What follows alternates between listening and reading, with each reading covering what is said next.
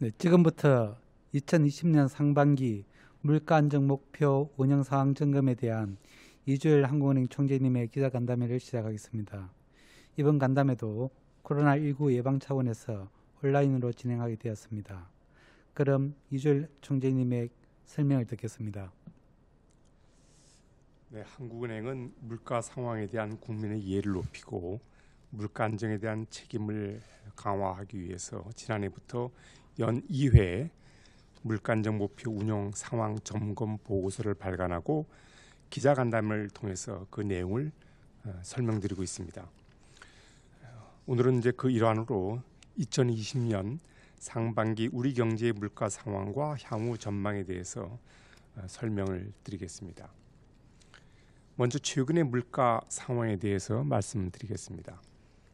금년 1월 중 1%대 중반을 기록했던 소비자 물가 상승률은 2월 이후 빠르게 둔화되어 4월 중 0.1%로 낮아진 데 이어 5월에는 마이너스 0.3%를 기록하면서 물가 안정 목표인 2%를 크게 하회하였습니다. 이처럼 물가 상승률이 크게 둔화된 것은 코로나19의 전 세계적인 확산이 글로벌 경제 전반에 전례 없는 충격을 초래하면서 물가에도 상당한 하방 압력으로 작용하였기 때문입니다.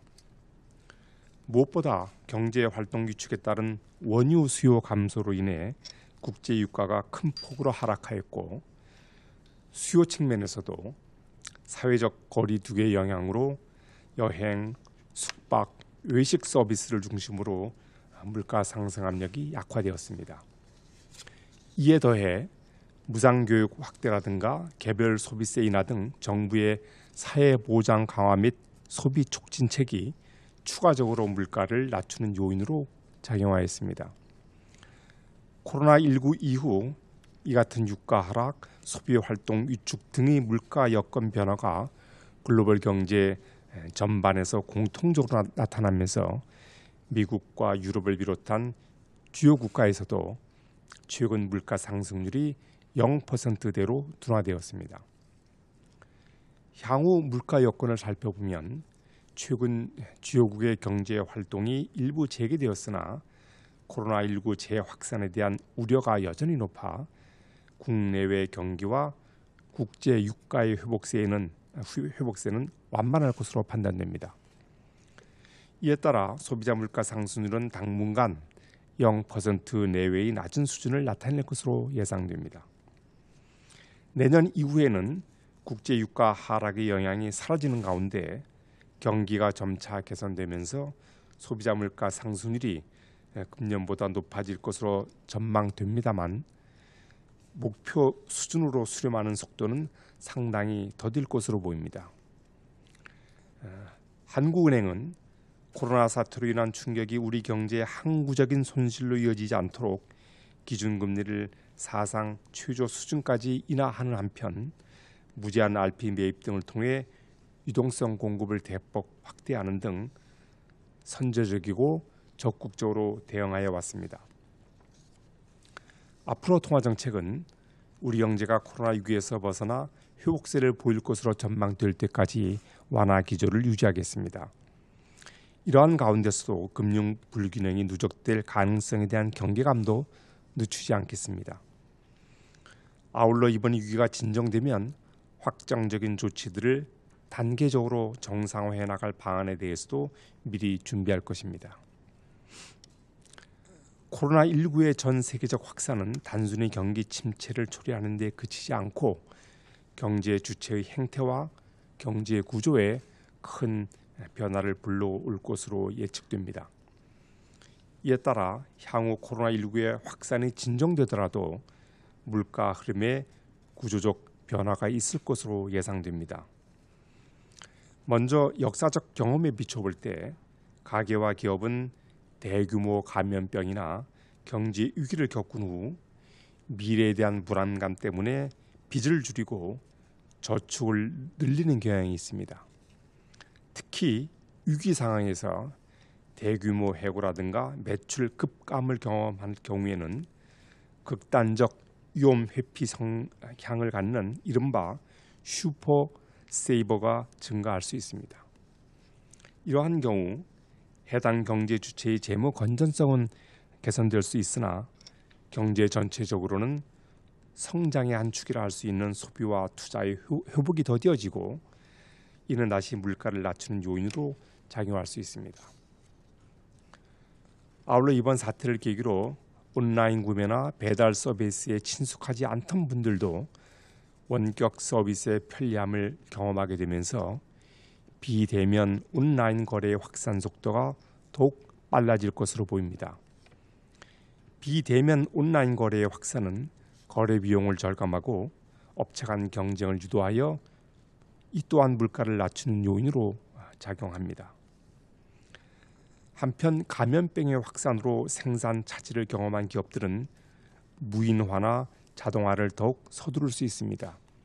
이로 인해 생산성이 개선되고 인건비가 절감되면서 물가 하방 압력은 더욱 강화될 수 있습니다. 이러한 요인들을 고려해 볼 때 물가는 코로나19가 진정된 이후에도 상당 기간 저인플레이션 기조가 이어질 것으로 예상됩니다. 이처럼 하방 압력이 크기는 하지만 또 다른 한편으로 보면 물가를 높이는 요인도 또 상존하고 있는 게 사실입니다. 부연해 설명드리면 코로나19 위기에 대응하여 미국, 유럽, 일본 등 주요국 정부와 중앙은행은 막대한 규모의 유동성을 공급하고 있습니다. 크게 확대된 유동성이 코로나19가 진정된 이후 억압되었던 소비의 회복과 결합될 경우 인플레이션 압력으로 작용할 수 있습니다. 이에 더하여 리쇼어링, 영내 교육 강화, 인적 교류 제한 등에 따른 기존의 글로벌 공급망 약화도 물가 상승 압력으로 작용할 것으로 보입니다. 한편 코로나19 확산 이전을 돌아보면 이미 주요국의 성장이 추세적으로 둔화되는 가운데 물가 상승률도 목표 수준을 오랫동안 밑돌았습니다. 이와 같은 저성장, 저물가 기조에 대응하여 주요국 중앙은행들은 정책 금리를 낮은 수준으로 운영해 왔습니다. 특히 코로나19 확산 이후 경기 침체와 물가 상승률 급락에 대응하여 통화 정책을 더욱 확장적으로 운영하면서 주요국 금리는 실효 하한에 근접한 것으로 평가되고 있습니다. 이와 같은 초저물가, 저금리 상황에서 물가를 목표 수준으로 끌어올리기 위해 어떠한 정책 수단을 사용해야 하는지, 그리고 인플레이션 억제에 초점을 맞춘 현 물가 안정 목표제를 저물가 상황에서도 계속 유지해 나가는 것이 적합한지에 대한 글로벌 논의가 계속되고 있습니다. 하지만 현재까지 물가 안정 목표제를 대체할 정책 체계에 관해 이론적 논의만 무성한 가운데 구체적 해법에 대해서는 아직 공감대가 형성되지 못하고 있는 실정입니다. 이처럼 마땅한 대안이 없다 보니 주요국 중앙은행들은 현 물가 안정 목표제를 유지하는 가운데 통화정책의 유효성을 높이기 위하여 양적 완화라든가 마이너스 금리, 수익률 곡선 관리, 포워드 가이던스 등과 같은 다양한 정책 수단을 개발하여 사용하고 있습니다. 이러한 정책 수단들은 과거에는 비전통적인 수단으로 인식되었지만 세계 경제가 장기간에 걸친 저성장, 저물가를 겪으면서 차츰 일반적인 정책 수단으로 받아들여지고 있습니다. 이러한 상황을 감안하여 향후 한국은행은 현행 물가 안정 목표제의 기본 틀을 유지하면서 통화정책의 유효성을 제고하기 위한 방안을 개발하여 활용하는 한편 물가 안정 목표제의 한계를 극복할 수 있는 대안적 통화정책 체계도 국제 논의를 참조해 가면서 모색해 나가도록 하겠습니다. 코로나19 사태가 모쪼록 이른 시기에 종식되어 다음 기자 설명회에는 다시 기자분들을 직접 뵙고 우리 경제 상황을 설명드릴 수 있기를 기원해 봅니다. 감사합니다. 지금부터 질문을 받겠습니다. 기자들의 질문은 출입기자단 간사께서 취합해 대독해 주시겠습니다. 첫 번째는 한국경제 김익환 기자의 질문입니다. 한국 실질금리가 OECD 회원국 중에서 4월부터 지난달까지는 최상위권을 유지하고 있습니다. 코로나19에 더해서 실질금리가 상대적으로 높은 탓에 소비와 투자가 위축되고 있다는 지적에 대한 총재님의 생각이 궁금합니다. 실질금리를 내리기 위해서 더 완화적인 통화정책을 써야 한다는 주장에 대해서는 어떻게 생각하시는지 묻고 싶습니다. 두 번째는 한국은행이 정책 목표를 더 효과적으로 수행하려면 보다 많은 정책 수단이 필요하다라는 목소리가 높습니다. 하느니 그 수단의 하나로 단독 검사권을 확보하고 또 금융안정을 담당하는 부총재 자리를 신설해야 한다는 주장이 있습니다. 이 같은 주장에 대한 총재님의 생각이 궁금합니다. 네, 한국은행은 코로나19 확산에 대응해서 기준금리를 사상 최저인 0.5%로 낮췄고 또 유동성 공급을 적극 확대하는 등 저희들의 통화 정책의 완화 기조를 크게 확대해 왔습니다. 여기에 더해서 통화 정책을 추가적으로 완화해야 되는 거 아니냐 하는 주장을 이제 말씀하셨는데 그 추가적으로 완화할지 여부는 코로나19의 전개 상황 그리고 그것이 국내외 금융 경제에 미치는 영향 또 금융 안정 상황의 변화 등을 이제 면밀히 점검하면서 신중하게 판단해 나갈 계획입니다. 그리고 이제 통화 정책의 완화 정도를 판단할 때 실질 기준금리를 언급을 하셨는데 물론 실질 기준금리도 참고 지표의 하나임에는 분명하지만 통화 정책이 완화적이냐 아니냐고 판단할 때는 실질 기준금리뿐만 아니라 시중 유동성 상황 등 여러 지표를 종합적으로 놓고 판단하는 것이 옳다고 봅니다. 잘 아시다시피 최근 시중 유동성은 민간 신용 증가를 바탕으로 해서 빠른 증가세를 보이고 있다는 점을 또 참고해야 될 것으로 봅니다.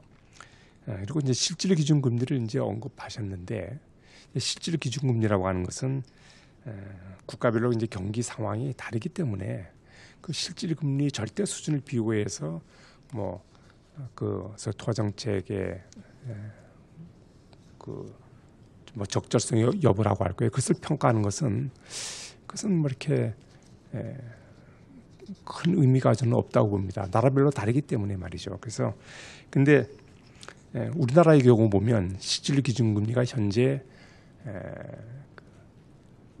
현재 소비자 물가 상승률을 보느냐 아니면 기대 인플레이션을 보느냐에 따라서 측정 방법이 여러 개 있는데 하여튼 우리나라의 현재 실질 기준금리가 0%대 초반에서 마이너스 1%대 초반으로 이렇게 나타나고 있습니다. 그래서 현재의 그 실질 금리 수준으로 보면 소비라든가 투자 등 실물 경제 활동을 제약하지 않는 수준으로 저희들은 보고 있습니다.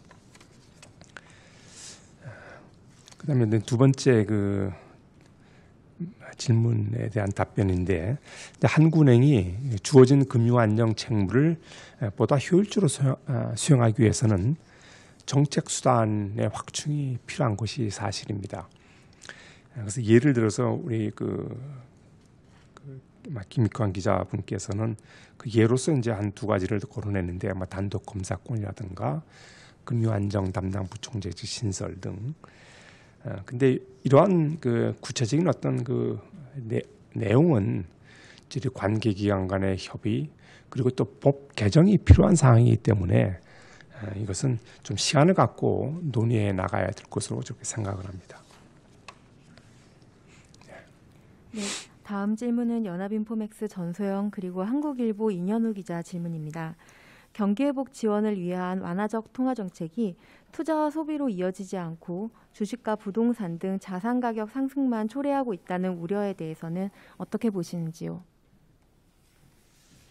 네, 코로나19 위기에 대응해서 제가 조금 전에 말씀드렸듯이 한국은행이 좀 상당히 적극적인 여러 가지 조치를 많이 취했습니다. 기준금리의 큰 폭 인하라든가 유동성 공급 확대 등 이렇게 통화 정책을 이제 완화적으로 유지했는데 이 지금까지의 어떤 완화적인 통화 정책이 저희들이 의도했던 그런 효과를 거둔 것으로 저희들은 평가를 하고 있습니다. 조금 더 부연해서 말씀드리면 이제 금리의 큰 폭 인하로 인해서 경제 주체들의 차입 비용이 이제 절감됐고 또 유동성의 확대 공급으로 인해서 기업의 자금 조달 여건이 이제 개선된 것으로 이렇게 나타났습니다. 이러한 이제 것이 이제 금융시장의 변동성을 완화하고 또 뭐 신용 흐름을 개선시키면서 결국 실물 경제가 과도하게 위축되지 않도록 하는데 분명히 효과를 나타내는 것으로 저희들은 이제 평가를 하고 있습니다. 그렇지만 이런 완화적인 통화 정책 기조의 그런 상황에서 그안 좀 진정 기미를 보였던 주택 가격이 다시 오름세를 보이는 그런 움직임을 지금 나타내고 있어서 저희들이 좀 우려의 시각으로 현재 바라보고 있습니다. 그렇지만 최근의 경기와 물가 상황을 고려해 볼 때 통화 정책을 완화적으로 운영하는 것이 이제 불가피한 만큼 자산 가격을 포함한 어떤 그런 금융시장에서 불균형 위험은 거시 건전성 정책을 좀 일관성 있게 추진해 나가면서 대처하는 게 저희들이 그것이 맞다고 보고 있습니다. 지금 부동산 시장 안정을 위한 정부의 정책 의지가 매우 강한 만큼 저희들이 앞으로 이 정책의 효과 또 그에 따른 시장의 움직임을 저희들이 주의 깊게 살펴보도록 하겠습니다. 네, 다음은 머니투데이 한고은 기자 질문입니다. 과거 2008년에도 유동성이 많이 풀렸지만 물가 상승세는 미미했습니다. 코로나19 위기 이후에 또다시 각국 중앙은행들이 대규모 유동성을 공급하고 있는데요. 2008년 이후와 같은 상황이 재현될 것이라고 보시는지 아니면 물가 상승 압력이 높아질 것이라고 보시는지 궁금합니다. 그리고 그 이유에 대해서도 설명 부탁드립니다. 네. 2008년 글로벌 금융위기 당시에는 이제 미국이라든가 유로 지역 등 주요국이 대규모 양적 완화를 실시했습니다. 그런데 그런 양적 완화에도 불구하고 물가 상승 압력은 이제 크지 않았는데 그 주된 이유는 양적 완화를 통해서 대규모로 공급된 유동성이 주로 금융권의 초과지준 형태로 이제 머물러 있었기 때문입니다. 반면 이제 최근의 코로나19 대응 과정에서는 상당한 규모의 유동성이 민간 섹터에 직접 공급이 되었습니다. 따라서 앞으로 이제 경제 활동이 본격적으로 재개되고 수요가 빠르게 회복될 경우에는 확대 공급된 유동성을 이제 적절히 환수하지 못할 경우에 물가 상승 압력으로 작용할 가능성이 있는 게 사실입니다. 그렇지만 제가 아까 모두 발언에서 말씀드렸듯이 코로나19가 좀 진정된다 하더라도 경제 구조라든가 또 경제 주체의 어떤 행태가 바뀔 점을 제가 강조를 드렸습니다. 좀 다시 말씀드리면 이제 경제 주체들이 아무래도 그런 위기를 겪고 나서 예비적 저축 유인이 이제 확대된다든가 그다음에 또 어떤 기업이든 가게든 부채가 더 늘어났기 때문에 그 부채 상환 부담 그걸로 인해서 수요 회복이 더딜 것으로 저들은 보고 있습니다. 그리고 또 온라인 거래 확산 속도가 빨라지고 또 기업의 자동화 무인화 이런 것이 가속화되면서 이런 것은 또 물가 상승 압력을 또 억누르는 또 효과가 있습니다. 그래서 물론 유동성만 놓고 보면 상승 압력으로 작용하겠지만 그 밖에 다른 어떤 물가 또 상승을 억누르는 요인이 있기 때문에 그래서 코로나가 진정된 이후에도 좀 저물가 기조가 상당 기간 이어지지 않겠느냐고 제가 말씀드린 바 있습니다. 네. 네, 다음은 머니투데이 안재용 기자, 이데일리 김경은 기자, 한국일보 이년호 기자 질문입니다. 코로나19의 글로벌 일일 확진자 수가 폐쇄 조치 해제 이후에는 확산이 이어지고 있습니다. 어제 IMF에서는 성장률 전망을 추가 하향 조정했고 당초 한국은행이 기본 그리고 악화 시나리오로 나눠서 전망했던 것에서 악화 시나리오의 현실화 가능성도 염두에 두어야 될 상황인 것 같습니다. 총재님께서도 이 같은 가능성을 어느 정도로 보시는지, 그리고 상황이 변한 경우에는 성장률의 전망치 추가 하향 가능성은 어떻게 보시는지 궁금합니다. 지난달 저희들이 경제 전망에서 이제 코로나19 전개 상황에 대한 기본 시나리오를 어떻게 설명드렸냐면, 이제 글로벌 신규 확진자 수가 올해 2, 4분기 중에 이제 정점이 이루고 이후에 이제 점차 진정 국면에 들어서면서 그에 따라서 경제 활동이 점진적으로 재개될 것이라고 하는 것이 저희들이 이제 기본 가정이었습니다.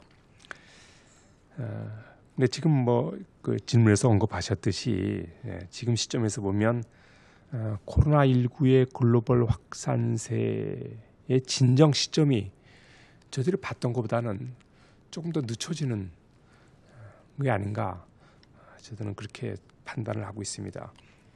그 유럽에서는 뭐 진정세를 보였지만 미국은 여전히 신규 확진자 수가 이렇게 뚜렷이 줄어드는 모습을 보이지 않고 있고, 특히 무엇보다도 중남미라든가 서남아시아 쪽에 또 일부는 아프리카까지 이렇게 그 인구가 많은 국가, 그런 신흥국에서 좀 확산세가 오히려 더 높아지는 그런 이제 움직임을 보이고 있습니다.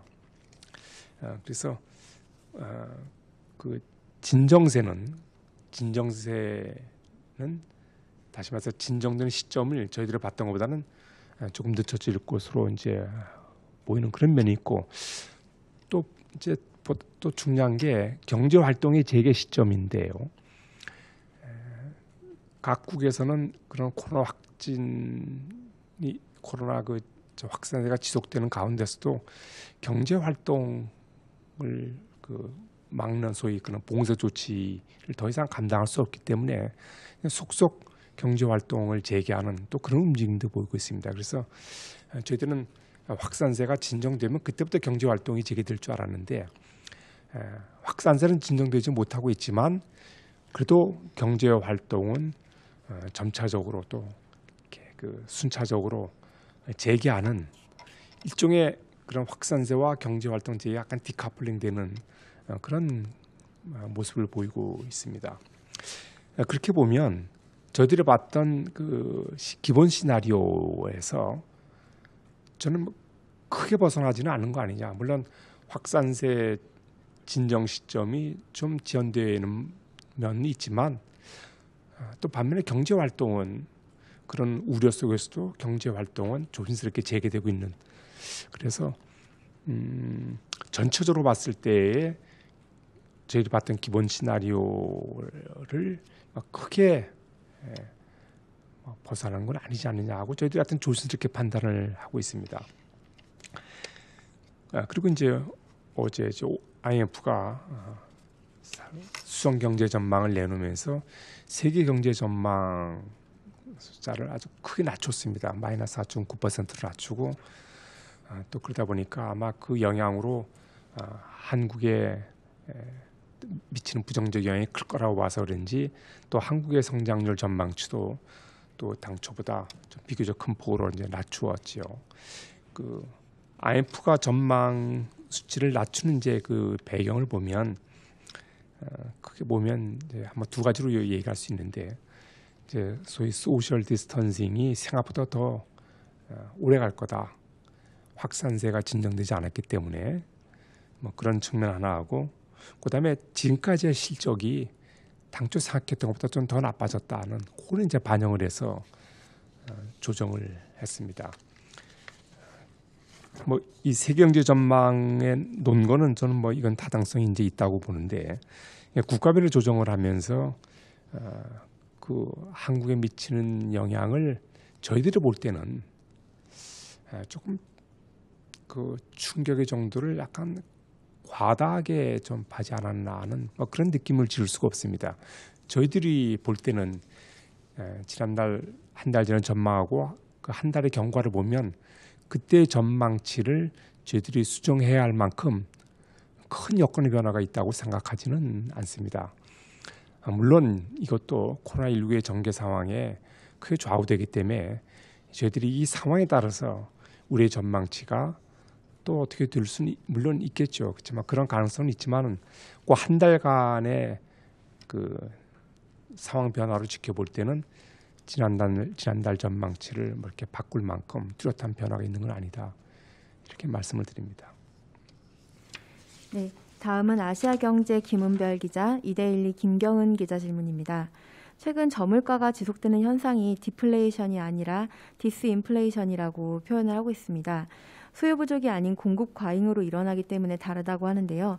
이 경우에는 어느 정도 디스인플레이션이 이어져도 큰 문제는 없다고 봐도 되는지, 그리고 일각에서는 이런 현상도 계속될 경우에 디플레로 향할 수 있다고 하는데 혹시 한은에서 눈여겨보시는 주요 포인트가 있으면 말씀 부탁드립니다. 네.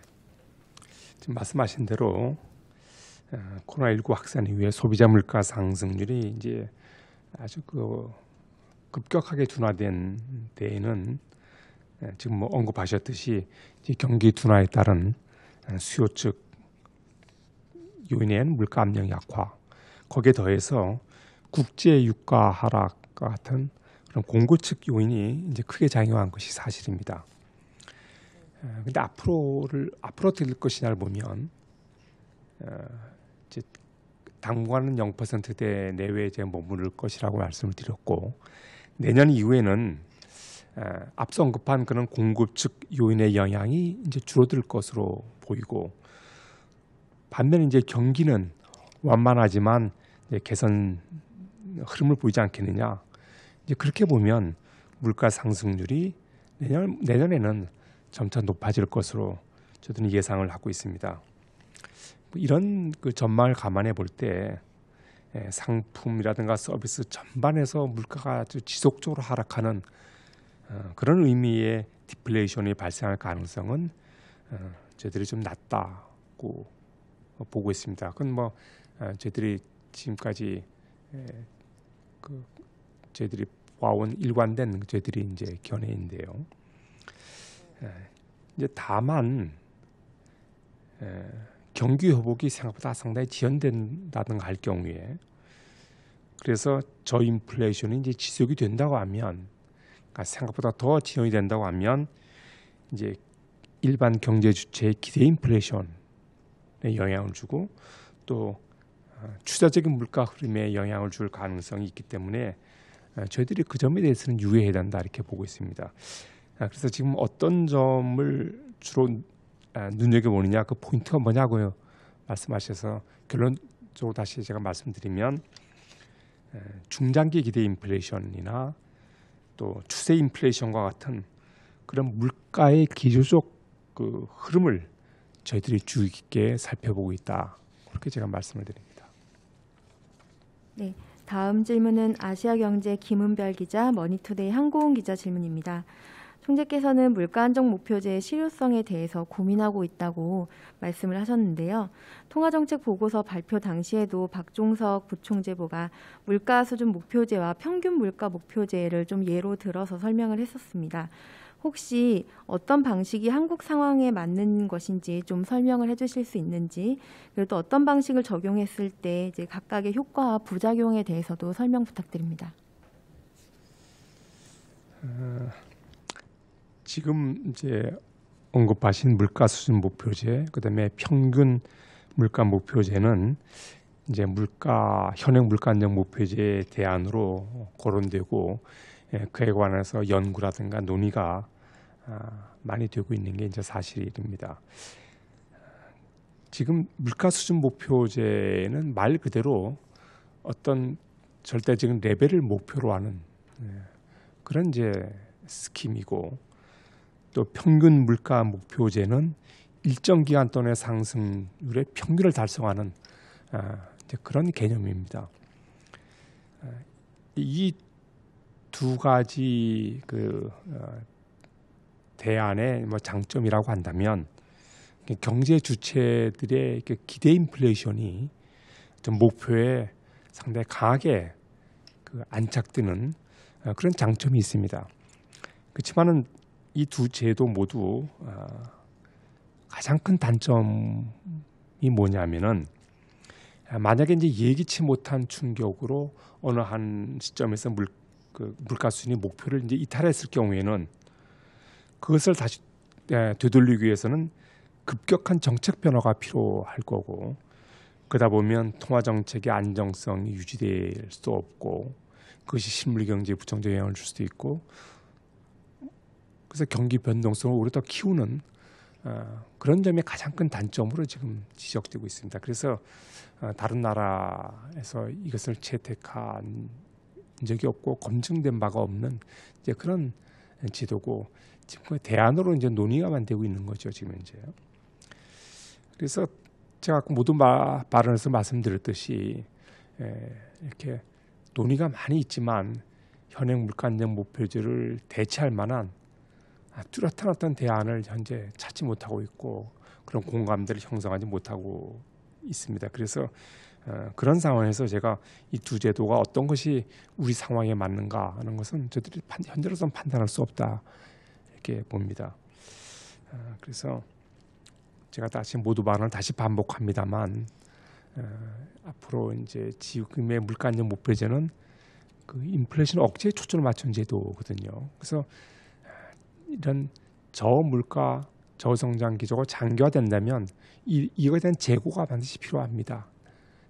대안에 마련하기 위한 노력이 필요한데, 지금까지 한 수년간에 이렇게 논의를 했지만 아직 그런 뚜렷한 대안을 찾지 못하고 있는 상황입니다. 그래서 저희들이 현재로서는 현행 물가 안정 목표제의 미흡한 점을 보완해 나가는 쪽에 우선 주력을 하고, 그러면서 국제적인 논의에 저희들이 동참을 해가지고 어떤 물가 안정 목표제를 대체할 수 있는 그런 통화 정책 체제를 모색하도록 어떤 꾸준히 노력하겠다는 말씀을 제가 드립니다. 네, 마지막 질문은 디지털타임즈 김현동 기자 질문입니다.